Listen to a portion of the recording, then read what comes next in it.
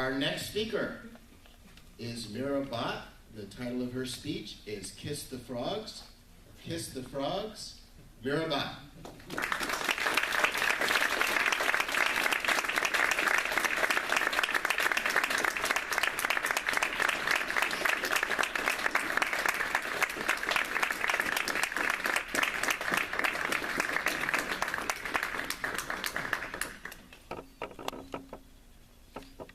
We all have that one family member that every holiday season we try to steer clear of, right?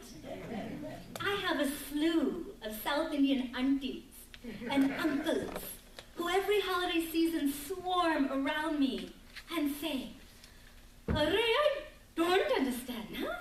You have a good career. You hope okay, little Baji. You have a very good family, very good. Why you not married? You look a little old now." Mr. Contest Toastmaster, fellow Toastmasters, and anyone who's ever looked fear in the eyes, I did online dating. Anybody ever try online dating? Here's who you might be matched up with. Men who take more selfies than Kim Kardashian. Anybody want to go out on a date with Kramer? And of course, your fellow animal lovers. I kissed a lot of princes, frogs, but sadly did not find my prince. Flash forward 3 months in time. I get a call from my grandmother in India. "No husband? Arranged marriage." I knew time was of the essence. I had to get serious and actually get out and meet a man. So I left my house with my dignity intact for the last time. Speed dating. Speed dating. Speed dating is the most efficient way to make the biggest fool of yourself in front of the largest number of people in the shortest amount of time. And guess what? I did it!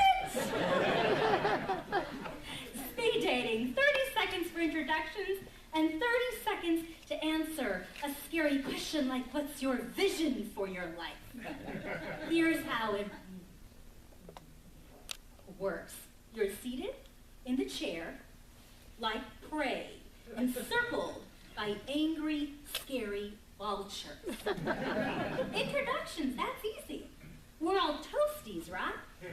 But actually, introductions aren't always so easy for me. As some of you can tell, I stutter. And stuttering is like a lightning bolt. You never know when it's going to strike, like, woo! And stuttering especially happens for me during introductions. So there he was, Mr. Dreaming. He glided over to me with his drum-like and syrupy voice. I was lost in his eyes until he uttered the fateful words, "What's your name?"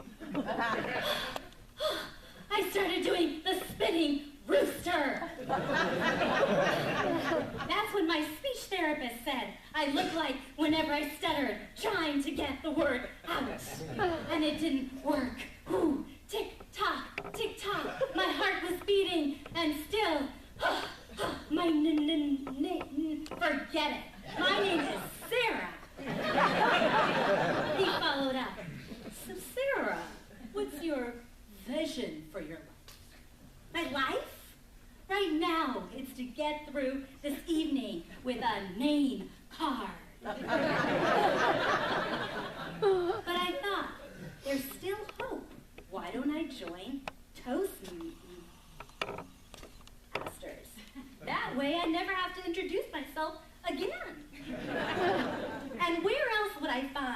such a large pool of single, available men. I was set up with a DTM. My DTM date thought that DTM stood for Don't Tie Me. He showed up 35 minutes late with greasy hair and a mustache that curled like linguine. Instead of taking me to that swell cafe on a Saturday night, he took me here to this contest.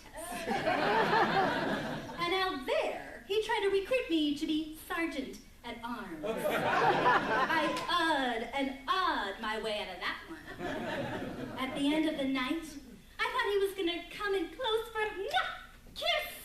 But he plunged his CO manual at me and said, "Please sign." I counted 6 uhs. He left me with one burning question. Will you please judge the next contest? I realized 2 things from that night. 1, never date a Toastmaster. And 2, Toastmasters is a cult. I've kissed a lot of frogs, but I think back to what Robin Williams said in his speech in the film Good Will Hunting. He said, "Look, sport, you're not perfect. She's not perfect. And so what? All that matters is that you're perfectly imperfect together." Flash forward 3 months, I get a call from my grandmother. "Oh, I have found a perfect husband for you. Perfect, huh?" "No, thanks. I found the man who's perfectly